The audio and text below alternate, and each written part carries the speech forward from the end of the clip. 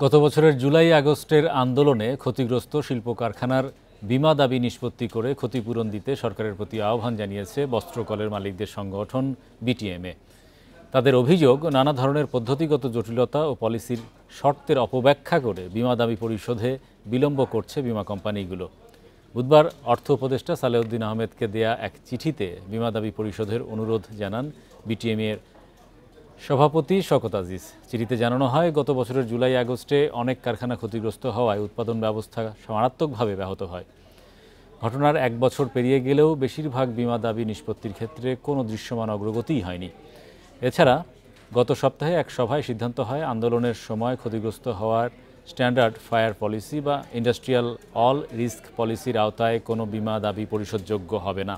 এমন পরিস্থিতিতে ক্ষতিগ্রস্ত শিল্প মালিকরা হতাশায় ভুগছেন।